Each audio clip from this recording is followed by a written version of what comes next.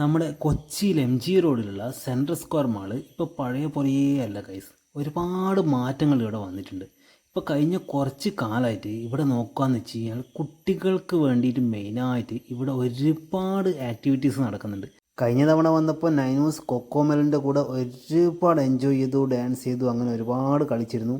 ഇത്തവണ വന്നപ്പോൾ കുട്ടികൾക്ക് വേണ്ടി കളിക്കാനും ചിരിക്കാനും ചിന്താശേഷിക്കും ഒരുപാട് ബ്രെയിൻ ഡെവലപ്മെൻറ്റിനുമുള്ള ഒരുപാട് സംഭവങ്ങൾ ഇവിടെ ഡെവലപ്പ് ചെയ്ത് സെറ്റാക്കി വെച്ചിട്ടുണ്ടായിരുന്നു. അങ്ങനെ നൈനൂസും അതൊക്കെ കളിച്ച് എൻജോയ് ചെയ്തു.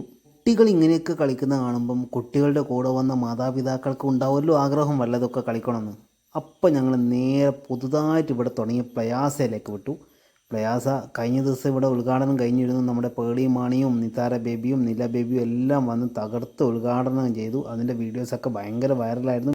ഈയൊരു സാധനം ഇഷ്ടപ്പെടാതെ ഒരാൾ പോലും ഉണ്ടാവില്ല. എൻ്റെ എവർ ഫേവറേറ്റ് സംഭവമാണിത്. എവിടെ പോയി കഴിഞ്ഞാൽ ഈ ഒരു സംഭവം ഉണ്ടെങ്കിൽ ഞാൻ എന്തായാലും അവിടെ കയറിയിരിക്കും.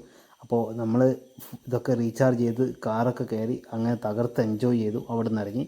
പിന്നെ ഇതേപോലെയുള്ള ഒരുപാട് ഗെയിമുകൾ, അതായത് കുട്ടികൾക്കായി കഴിഞ്ഞാലും വലിയവർക്കായി കഴിഞ്ഞാലും എത്ര പ്രായമുള്ളവർക്കായാലും ഇവിടെ നിന്ന് അടിച്ച് പൊളിച്ച് കളിക്കാൻ പറ്റുന്ന എല്ലാ സംഭവങ്ങളും നമ്മൾ പ്രയാസമുണ്ട്. അത് മാത്രമല്ല, ഈ ഗെയിമുകളൊക്കെ കളിച്ചു കഴിഞ്ഞാൽ ഇതിൻ്റെ അകത്ത് നിന്ന് ഇങ്ങനെ കുറേ സംഭവം പുറത്തേക്ക് വരും ഗൈസ്. ഞങ്ങൾ ആദ്യം കരുതിയത് അതൊക്കെ പോയിന്റ് കൂട്ടി വെച്ച് വീണ്ടും ഗെയിം കളിക്കാൻ പറ്റുമെന്നാണ്. പക്ഷേ ഗെയിം കളിക്കാനല്ല ഗൈസ്, ആ പോയിന്റിനെ കൊണ്ട് നിങ്ങൾക്ക് പുറത്ത് കൗണ്ടർ പോയിട്ട് വല്ല ഗിഫ്റ്റും വാങ്ങാൻ പറ്റും. ബ്രഹ്മദത്തൻ നോക്കി നിൽക്കെ ഉടലെ നിറയെ കൈകളുള്ള ഭീകര സത്വമായി സുഭദ്ര.